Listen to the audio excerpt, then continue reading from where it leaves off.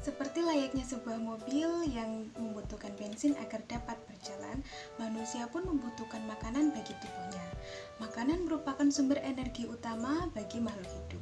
Tanpa makanan yang masuk ke dalam tubuh kita, manusia jadi tidak punya energi untuk bertahan hidup. Coba kamu pikirkan, apa yang akan terjadi jika kamu tidak makan selama 1 hari misalnya. Tentu tubuh kamu akan terasa lemas dan jadi tidak berenergi, kan? Begitu pentingnya peran makanan bagi tubuh kita. Oleh karena itu, kamu harus tahu kandungan gizi apa saja yang terdapat dalam makanan yang kita konsumsi. Untuk mengetahui semua itu, ayo kita pelajari materi ini dengan cermat. Mengapa kita perlu mempelajari materi ini? Karena dengan mempelajari materi ini, kita dapat memilih makanan yang sehat. Karena kita sudah tahu nutrisi yang terkandung di dalamnya yang diperlukan oleh tubuh kita. Misalnya ketika kita sarapan, kita makan nasi, lauk, sayur. Namun, apakah makanan yang kita makan tersebut sudah mencukupi kebutuhan bagi tubuh kita? Sebenarnya, apakah fungsi nutrisi bagi tubuh kita?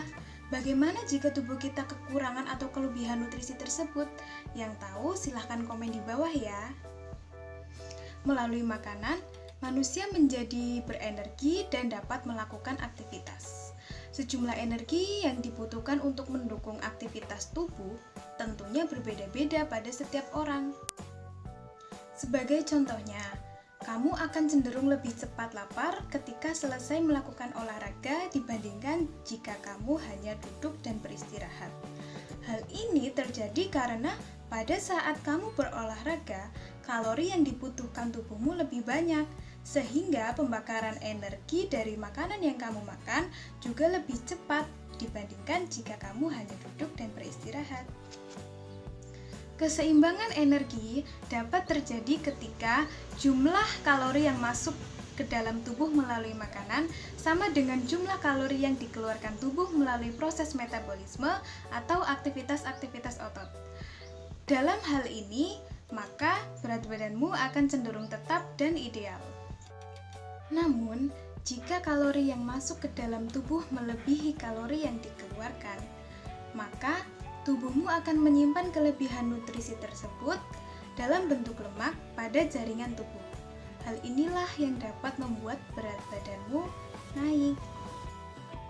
Sebaliknya, jika kalori yang dikeluarkan tubuh melalui aktivitasmu lebih besar dibandingkan dengan kalori yang masuk, maka tubuhmu akan melakukan pembakaran simpanan nutrisi yang tersimpan dalam tubuh untuk memenuhi kebutuhan kalori yang dibutuhkan tubuhmu. Hal ini dapat menurunkan berat badanmu. Makanan yang kamu makan seharusnya tidak hanya mengenyangkan bagi tubuhmu, namun harus mengandung zat gizi atau nutrisi.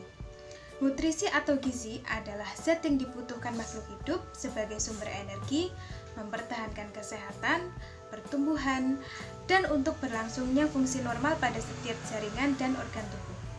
Nutrisi ini dapat berupa karbohidrat, protein, lemak, vitamin, mineral, dan air.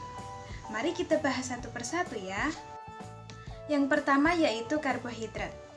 Karbohidrat ini digunakan sebagai sumber energi utama bagi tubuh kita. Karbohidrat terdapat dalam beras, jagung, gandum, umbi-umbian, kentang, buah-buahan, ataupun madu.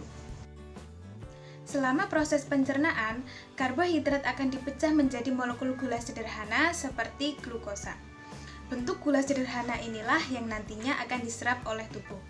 Jika manusia mengkonsumsi karbohidrat melebihi kebutuhan energi, maka karbohidrat tersebut akan disimpan dalam bentuk glikogen dan lemak. Orang yang kelebihan mengkonsumsi karbohidrat akan mudah terserang penyakit diabetes. Yang kedua yaitu protein. Protein berfungsi sebagai pembangun tubuh, pengganti sel-sel tubuh yang rusak, pembuat enzim dan hormon, dan pembentuk antibodi atau sistem kekebalan tubuh.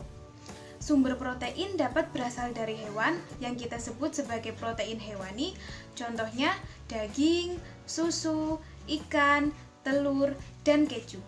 Kemudian, Sumber protein yang berasal dari tumbuhan yang kita sebut sebagai protein nabati, contohnya yaitu kedelai, kacang hijau, dan kacang tanah. Yang ketiga yaitu lemak. Lemak berfungsi sebagai cadangan energi dan pelarut vitamin A, vitamin D, vitamin E, dan vitamin K. Selama proses pencernaan, lemak diubah menjadi molekul yang lebih kecil lagi, yaitu asam lemak dan gliserol.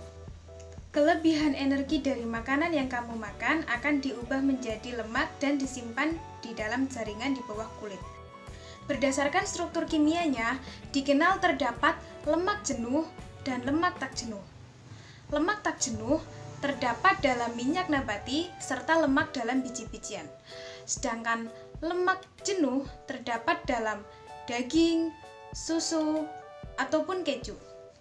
Lemak jenuh yang berlebih dalam tubuh dapat meningkatkan kolesterol darah, sehingga dapat menyebabkan penyakit jantung dan stroke. Yang keempat yaitu vitamin. Vitamin diperlukan untuk mengatur fungsi tubuh dan mencegah beberapa penyakit. Untuk lebih jelas mengenai fungsi dari masing-masing vitamin tersebut, perhatikanlah tabel berikut. Kekurangan vitamin dapat menyebabkan gangguan di dalam tubuhmu. Salah satu contoh yang paling sederhana dan paling sering kita jumpai dalam kehidupan sehari-hari, yaitu apabila kita kekurangan vitamin C, maka akan terkena sariawan. Nah, untuk mengobati atau mencegah sariawan itu, kita dianjurkan untuk makan buah-buahan yang asam, misalnya seperti jeruk, stroberi, atau asam jawa. Yang kelima yaitu mineral. Mineral berfungsi dalam proses pembangunan sel, membantu reaksi kimia tubuh, mengangkut oksigen ke seluruh tubuh, dan pembentukan serta pemeliharaan tulang. Beberapa mineral yang dibutuhkan dalam tubuh kita tertera dalam tabel berikut.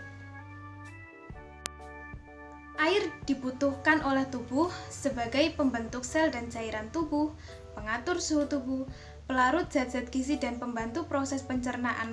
Tanpa kita sadari, makanan yang kita konsumsi ternyata banyak mengandung air. Contohnya, apel mengandung 80% air, dan daging mengandung 66% air.